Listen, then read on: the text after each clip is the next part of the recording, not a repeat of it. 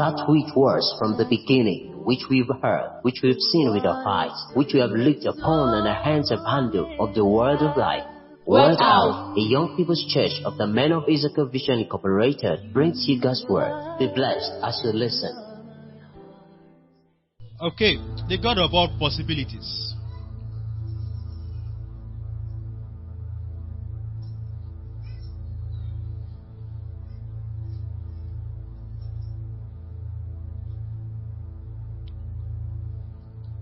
The God of all possibilities. Now, we have talked about what? That way we talked about is possible. We try to talk about how. That's when we talk about the God of all possibilities 1. You see, many don't have issues with the possibilities of what? You know, we talked about that last time. Many don't have issues with possibilities of what. People thought God can do anything. But the concern had always been how. And I told you, you cannot limit God in His means and modalities. You cannot limit God and His methods. Now, but people don't only have problems with the how, even though they believe in the word. People have issues with whom will God do it. With whom? And that's my focus tonight. With whom will God do it? So God can do whatever. Somebody say whatever. God can do things however. Somebody say however. And God can do things with whomever. Can I hear you shout whomever? That's my concern tonight. Whomever. Because there is often these limitations of this is the person God can use. This is who God can use to get these things done. We have limited God. But I want you to begin to think beyond that. You cannot limit God and His vessels. You cannot restrict God to a particular vessel and say, it is only with this person this can be done. I know you easily quote for me 2 Timothy chapter 2 and said, in a rich man's house, there are of gold, of silver, the wood and clay. And if anyone will purge himself on all these things, going back to verse 19, is that not so? Then he will be prepared for every good work. You could easily tell me that. But how do you explain God using a prostitute, Rahab, to hide the spies and save them from being destroyed by the people of Jericho? Hello, somebody hearing me now? God can use whomever. Does this stop the fact that you should purge yourself? You are a believer, you should purge yourself. Tell the person beside you, you purge yourself. But God can use anybody. How do you explain the story of Simon the Cyrene? Jesus was tired carrying the cross. You remember the story? He was tired carrying the cross. And they saw a man, Simon, with his sons, Rufus and what was the other name. They were going on their business. And they called him and conscripted him and said, carry the cross. Now, if Jesus was tired, you would have expected that probably they would have captured one of those people that have followed him all along. Or somebody who had identified with him all along. But a man who had never identified with Jesus was called. Meaning that God can do something using people who were not in the business at all. He can invite them and use them.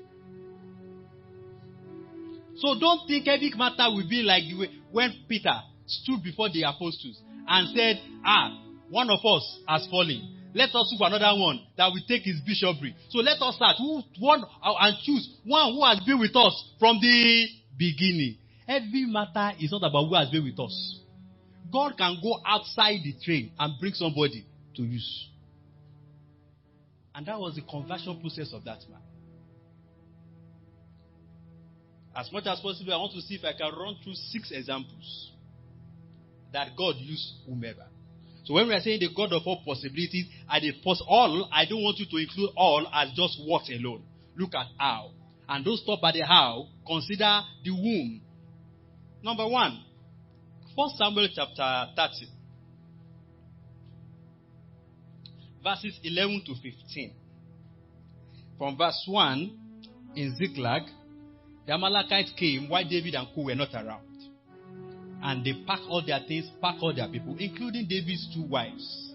And David, they cried, they wanted to stone David, and David cried, verse 6. And the Bible said that David encouraged himself in the Lord, and he sent for the effort. And he consulted and said, should I pursue? And God said, pursue, for you will surely overtake. And he went, And the Bible said in verse 11, they came across an Egyptian boy. They found an Egyptian boy in the field and brought him to David, and they gave him bread and he ate, and they let him drink water. Yes, verse 12.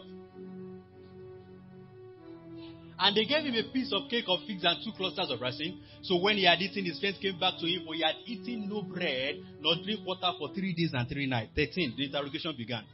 Then David said to him, to whom do you belong and where are you from? And he said, I am a young man from Egypt, servant of an Amalekite. And my master left me behind because 3 days ago he had fell sick. Next. And the invasion, and they went and bought. Verse 15. And David said to him, can you take me down to this troop? So he said, swear to me by God that you will neither kill me nor deliver me into the hands of my master, and I will take you down to this troop. Die or to death on 2 folds. Let's say 2 folds, 3 folds. But the condemned became the deliverer. When the condemned becomes the deliverer. Condemned in 3 folds. Number 1, he was condemned to death by sickness. Number 2, he was already condemned to death because his master abandoned him. Number 3, he was condemned to death because he was found by the people they just finished reading. So his death was sure. If the sickness did not kill him, if he didn't die of loneliness in the wilderness, by the people, he was condemned to death, but he became the deliverer. The condemned can become a deliverer. That's the way God works. God can use people who had been written off to write a new story on your behalf. Who had been written off to write a story on your behalf. God can use people who had been sent out of school to help you to school. God can use people who have no job to help you get your promotion at your own place of work. Number 2, the first one, when the condemned become the deliverer. Number 2, when the beneficiary becomes the benefactor. Cyrus was an Eden king. They were captured by the king of Babylon. And his name was verse 40, chapter 45, verse 1. I have anointed Cyrus to do my bidding. Cyrus was an Eden king.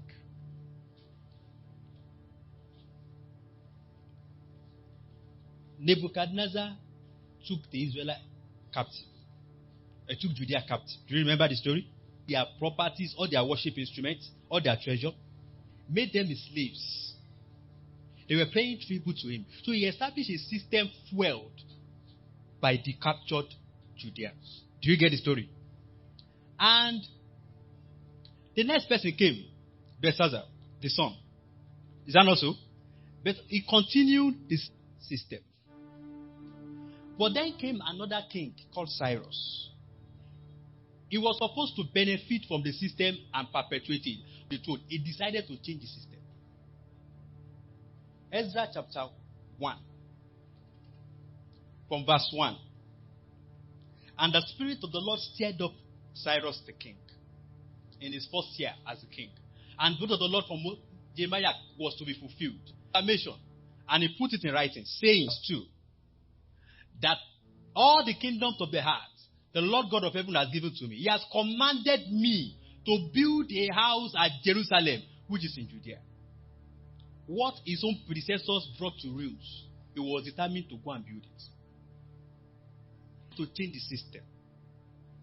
He should have sustained the system that left Jerusalem in ruins so that he can keep benefiting. Is somebody hearing me? But he rather changed it, not by his own doing, because God will move him. Listen, there are people who a system is benefiting them. Because of you, God can make them the same beneficiary to change the system. God of all possibilities. Not only did he change the system, in verse 7, he gave them back all their treasures. Apart from giving them all their treasures, he gave them money to go and build the temple. He sent them back. And when they were facing problems with the Antichrist, he sent them military people to join them. He was committed, even though the system had remained that these people were in slavery. But he said, if you want to go back, go back. God can use it. So sometimes when you begin to ask, Lord, change my boss, it might not change your boss. Are you with me? It might not change your boss. But he will use that same boss to change the same policies that have worked against you to work in your favor. Possibility. So when the beneficiary becomes the benefactor, it was benefits, but he decided to set them free. Verses, and I move away from them. Isaiah 48 verse 14. Have any of your idols ever told you this? Come, all of you, and listen. The Lord has chosen Cyrus as his ally. He will use him, and he actually used him, to put an end to the empire of Babylon, destroying the Babylonian armies. God used him to pull down the system that he himself used to punish the Israelites. I'll read one more. Isaiah 45 verse 13. Isaiah 45 verse 13. Give it to us in KJV. I like the way KJV put it. He said, I will raise up Cyrus to fulfill my righteous purpose, and I will guide all his actions. I will guide all his ways. He shall build my city. He shall let go my captives. Now look at it. Not for pride. And people will be asking, what is your own gain in this matter? He will just have those bad lost. He lost due royalty from them. He lost a portion of it. He lost their taxes. Because indirectly, he started their independence process again for them. Won't it have benefited when they remained slaves? He said, for no reward. God said, for no price. They talked to Jesus. And they told Jesus, they said, verse 4, Jesus man. Why? Verse 8, for he loved our nation. He had built us a synagogue. Somebody who was not one of their own fellow believers built a synagogue. You didn't get in the picture. And Elijah doing what? Building a church for you. So somebody who was not of their faith, God can use anybody. God can make somebody who does not believe in Jesus to talk about. Who doesn't want to job, to carry your matter on his head like a personal matter. You see, you must be open to people who do not share the same faith with you. Your help might lies with them. Is somebody hearing me? Your intervention might lies with them. Don't now say, the only people I relate with at work are these people. Listen, there are some Muslims that will fight your matter in the board, and you are not there. Even so-called pastors will keep quiet about your matter. Pastors will keep quiet. It will be Muslim and fight. This person has been with us for 6 years. She deserves promotion. And they will ask Pastor Tunde, what do you have to say about this woman's case, Mrs. So case? You say, well, we have only 2 spaces. Once it's filled up, it's filled up. She will come back next year. That's a pastor. But the lady will say, this meeting will not close except we give that lady. She's too good. Listen, God can use unbelievers to fight your matter. He said he has built it. They didn't beg the man to build the synagogue for them. At times, when fellow Christians will not give you food in the hostel, Muslims will share food with you. You will be a fool to now say, I don't eat food for Muslims. God can use anybody. God can use somebody, a child of a babalawo, to supply your next meal and bring a pot of soup to you. Don't now say, they are poisoning it. Listen, do you believe in their idols? It's possible. They are not actually no gods. They are actually what? No gods. You said they have done something on it. Hey, yeah. That was how you didn't have food to eat, and they brought salad meat and salad rice to you, and you turned it back. God provided for you, and you turned it back. You said, when they are cutting the ram, they made some prayer. Have you ever been to the abattoir before? Hello? Have you been to the abattoir before? Before they kill all those cows, they render those same prayers on them. The same cow you go to market to go and buy. They render, it's a normal thing. Anybody that kills an animal, render a prayer based on what he believes on it. Whether it's fetish, even Christians, when they are killing animals, they render prayers on it. Because something tells them you are spilling blood. And something in their mind, someone said them that a connector, a mediator for your prayer is blood. But 2:5 for First Timothy, he said, we have only one mediator, Christ Jesus, by whose blood we are saved. There's only one mediator. So every other mediator they are using is fake. So let them pray on it. They are only supplying your meals. Take it.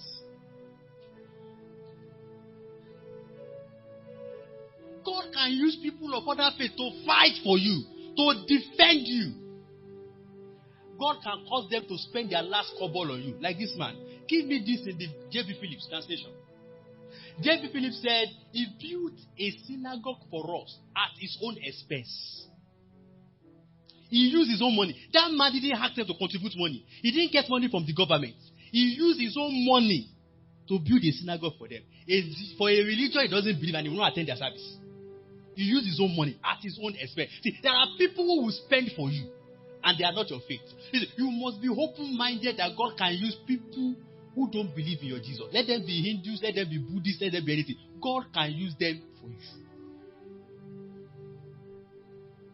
And not only will you use them, they will even be the one. Have you not seen instances whereby somebody wants to preach, and I say, don't preach here.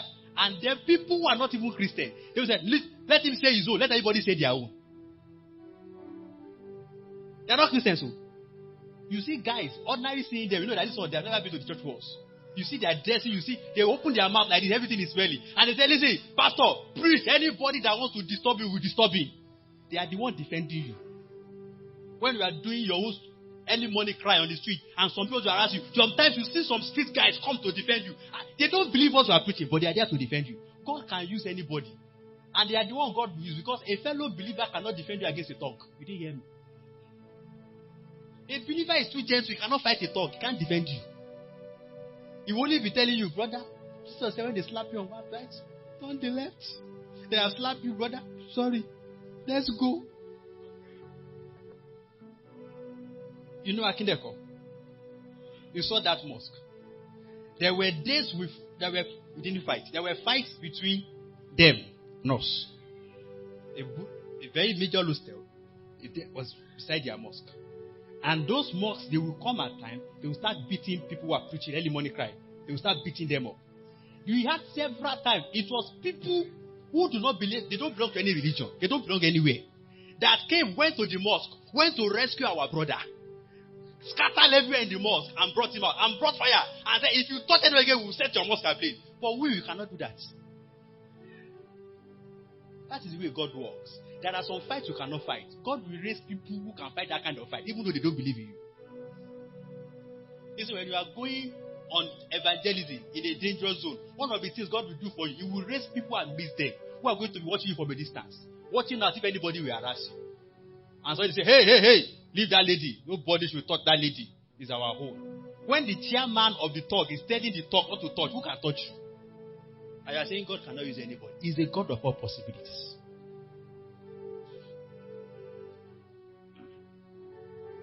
Number 4. When the judge or panelist becomes your advocate. When the judge or panelist becomes your advocate. Acts chapter 5 was the story of Peter, John, and co. They were arrested and they were taken before the council. And in verse 29 to 30, Peter gave serious responses. Acts chapter 5. Peter gave serious responses. And the Bible said they wanted to kill them. They were so angry, the council. They were so angry, they wanted to kill them. But the Bible said, verse 18, a man called Gamaliel, whom they all respected. A man called Gamaliel, whom they all, verse 18 now, whom they all respected.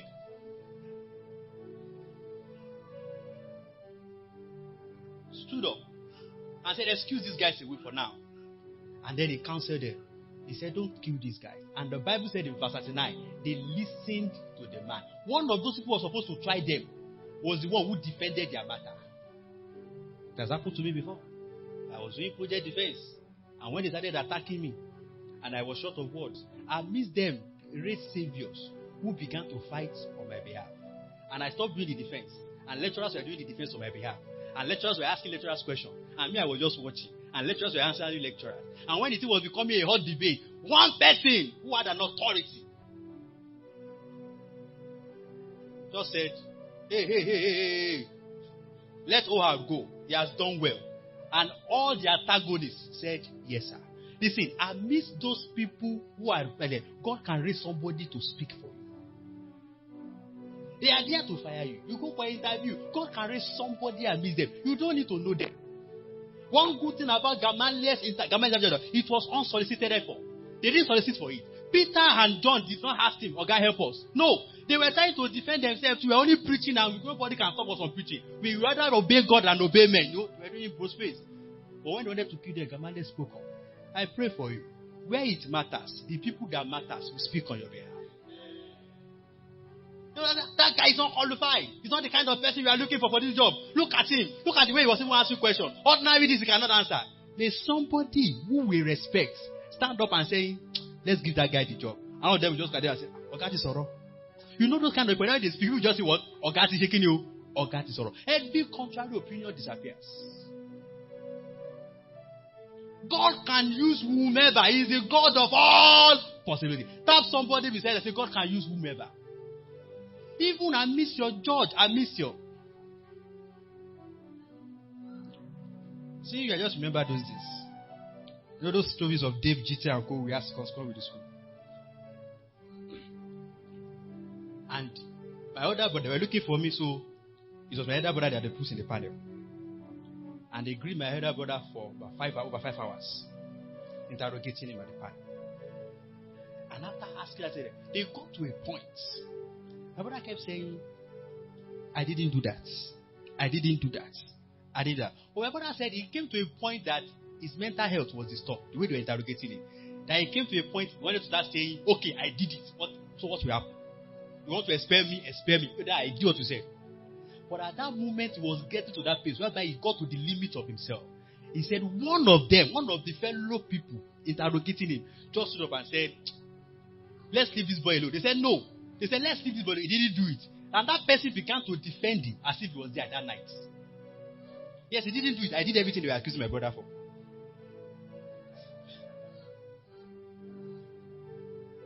But if you type my son name on the school system, his name will come up first. That's what they did. His own name will come up first. So they didn't know where to. So everything, he said, as you were asking those questions, you knew that there were questions for me. And at that moment, when he was at the point of, "Okay, I did it. If you want to expel me, expel me." What they wanted was admission. They were recording it, that you did it. They were looking for evidence. Admit it yourself. At that point, one of them stood up and said, "This man didn't do it. This boy, they call him boy. This boy didn't do it." He said, "No, he didn't. He said, I said this boy didn't do it. Let this boy go." He started fighting themselves. And after a while, they said, "Okay, since Mr. So and so said you didn't do it, you can go. You didn't do it." That was it. My brother left the place, came to look for me. He said, "You are the one they are looking for."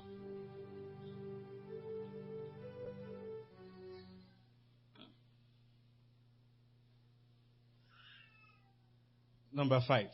Is that number 5? Number 4. Number 5. So God stirs up people who do not know you to start working for you when you didn't ask for their help. Amidst your judges, amidst your the panelists you are facing. And they become your advocate. Number 5. Lysias. Lysias was called a tribune or a chilak. Acts chapter 21 from verse 27 to 40. Acts chapter 22 from verse 1 to 23. From verse 1 to the end. The whole of Acts chapter 23 also. And then Acts chapter 24 verse 7. When they arrested, they tried to kill Paul. That's the summary of the story. A certain officer, a chilak, came. His name was Lysias. And rescued Paul. And took him forcefully from the hand of the Jews they were looking for. And Paul said, "I'm not that Egyptian." And then Paul said, "I'm a Roman citizen." And then he referred his case to Felix. Okay? And then he got. But give me Acts chapter 24 verse 7. Let me pick just one verse. Acts 24 verse 7.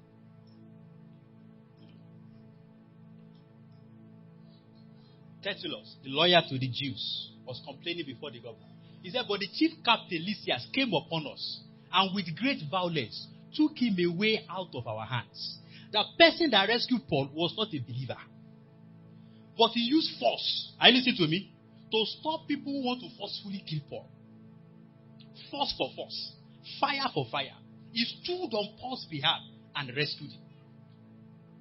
But who was Lysias? I'll tell you 3 things about Lysias. And I'll see how Paul benefited from it. Number 1, Lysias is a Greek word. His name actually means deliverance or dissolving.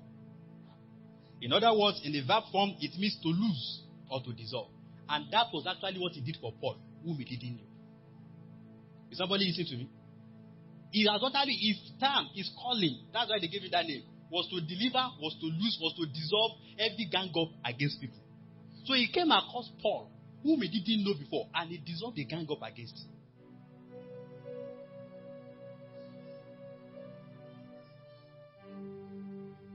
There are people who you will meet, you don't know them. But my prayer for you is that what they ought to stand for, they will fulfill it in your life. He just did his name for Paul. Number 2, he was called a tiller, called a tribune. A tribune is senior to a centurion. A centurion commands 100. A tribune or a tiller controls 1,000 soldiers. So he has 10 centurions under him. So it's not just a major general. Do you get what I'm saying now? He's a lieutenant general. A more senior person.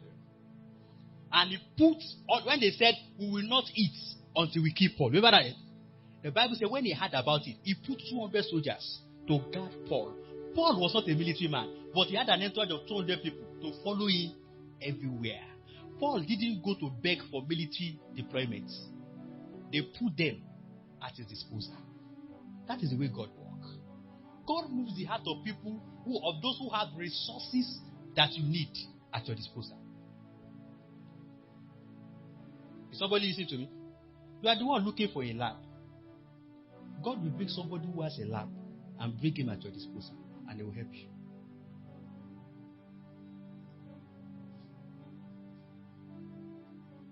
When God brings you partners in business, it's beyond joining that business. It's because that person has access to some people you don't have access to.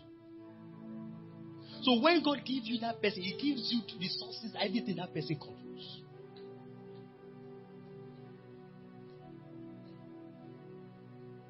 Give me 4 minutes. Because where the cross of the matter is today is where I want to get to.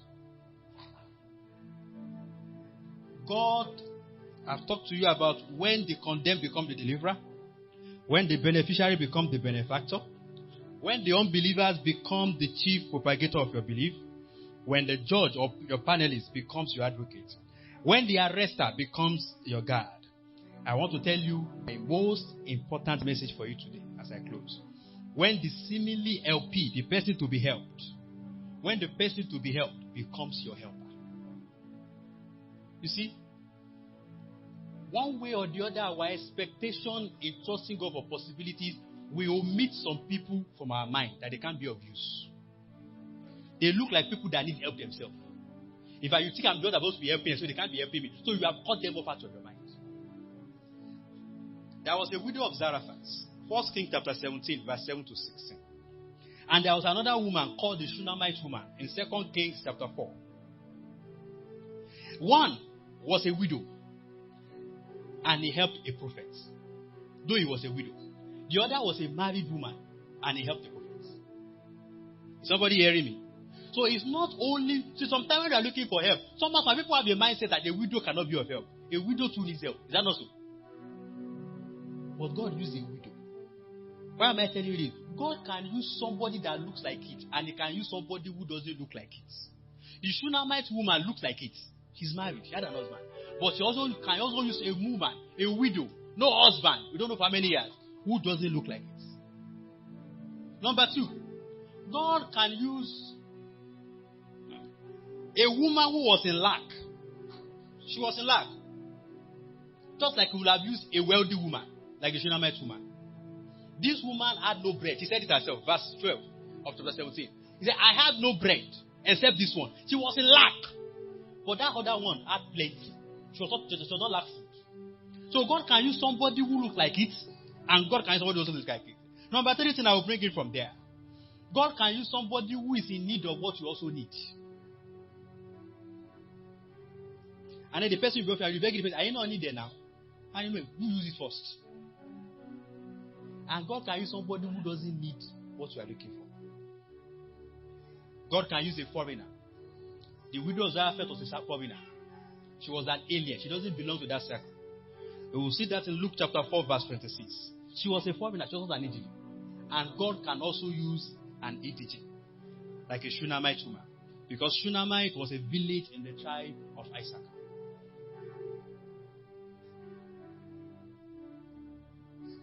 Don't zero down on some people and think God cannot use others. Don't look and say, what help can that person give me? He has no job. And all your mind is on those who have jobs. Listen, somebody without job can get you a job. Did you hear me? Somebody without job can do what? Can get you a job. When you are thinking of job, you are asking around the church. Everybody, are you the manager in your company? You are the CEO. Those are the people you are interested in to befriend so that can get you a job. For somebody who is as jobless as you can get you a job. There might be offers they have given him, but for one reason or the other, he or she is not taking it. And then give it to you. But when you look down on people, do not despise people. God can use anybody. Did you hear me? Do not despise people. God can use them. Number 2, maintain a healthy relationship with everybody, irrespective of their faith.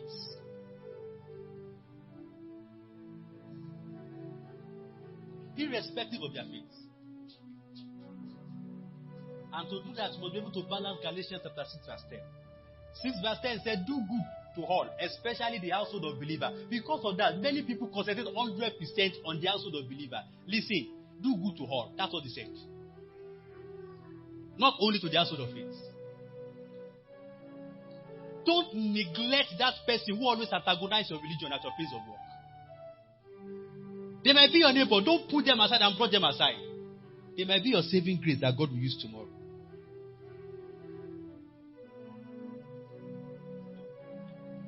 God's vessel does not necessarily look like it. That is the summary of my message. God is the God of all possibilities. The people He uses do not necessarily look like people usable by God. Stop zeroing your mind. It's like God can use this one. It's like God can use this one. There are people, the person that got them the admission is not the registrar. It's not a faculty officer. Hostel porter. Somebody hearing me? Porter. There are people, it was the CSO, Chief Security Officer, that got them the admission. And everybody is going to the registry to go and queue. And the CSO said, Mama, why are you crying? They didn't give us admission. And the person will call 1 or 2 people and get the admission. The person God will use for your matter, I'm sorry to disappoint you, it's not really that person you are thinking of. Take your eyes off men. Put your eyes, your attention on the God of all possibilities, who can use all men, all manner of men, all kind of men to bring about a possibility in your life.